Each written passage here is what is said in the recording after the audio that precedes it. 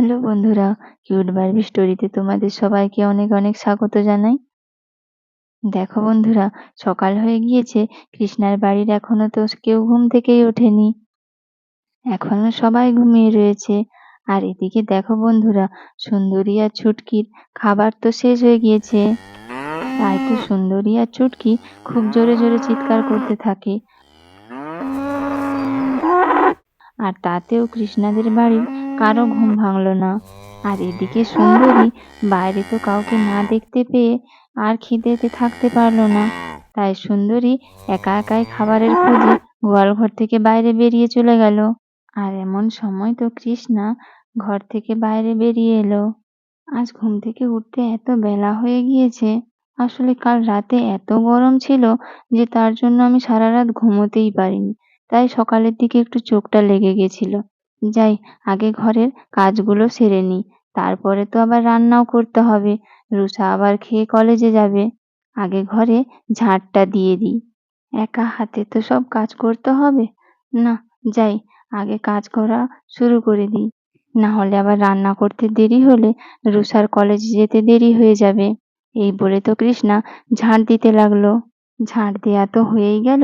এবার যাই, বাসনগুলো কলতলায় গিয়ে রেখে আসি। বাসনগুলোও তো ধুতে হবে। এই বলে তো কৃষ্ণা বাসনগুলো নিয়ে তাড়াহুড়ো করে কলতলায় যেতে লাগলো। আর তখনই কৃষ্ণার নজর গোয়াল ঘরের দিকে পড়ল। এ কি, ছুটকি একা দাঁড়িয়ে রয়েছে, সুন্দরী আবার কোথায় গেল? না, বাসনগুলো রেখে দিয়ে যাই, আশপাশটা দেখে আসি, কোথায় চলে গেল সুন্দরী। এ কি, সুন্দরীকে তো কোথাও দেখতে পাচ্ছি না। না, যাই, গিয়ে বাড়ির সবাইকে ডাকি। মা, ও মা, উঠে বাইরে আসুন একবার। মিষ্টি, তোর বাবাকে নিয়ে উঠে আয়।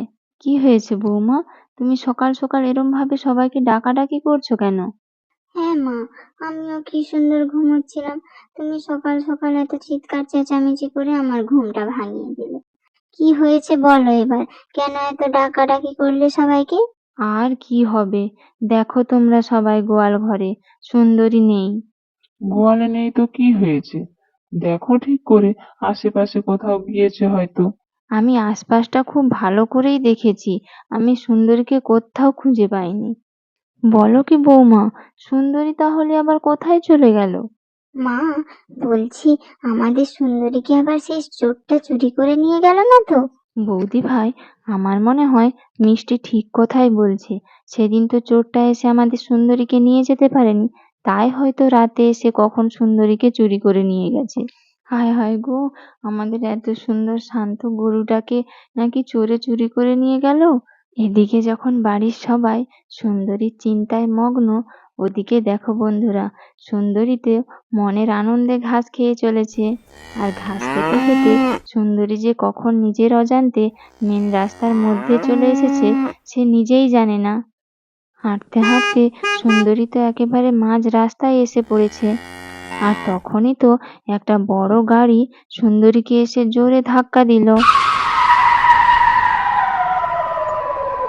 আর সুন্দরী তো পড়ে গিয়ে সুন্দরীর মাথা থেকে গল করে রক্ত পড়তে শুরু করলো।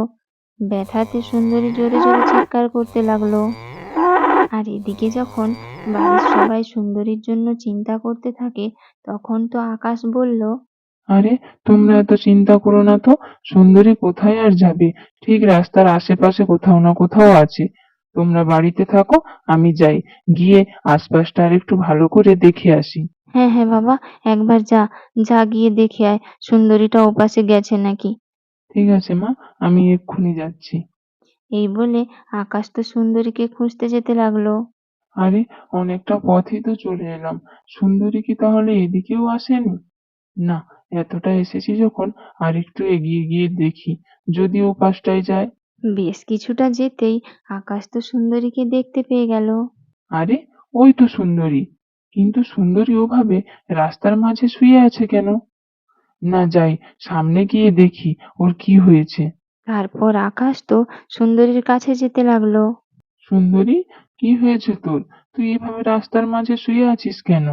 আর তখনই সুন্দরী তো আকাশকে দেখতে পেয়ে জোরে জোরে চিৎকার করতে লাগলো।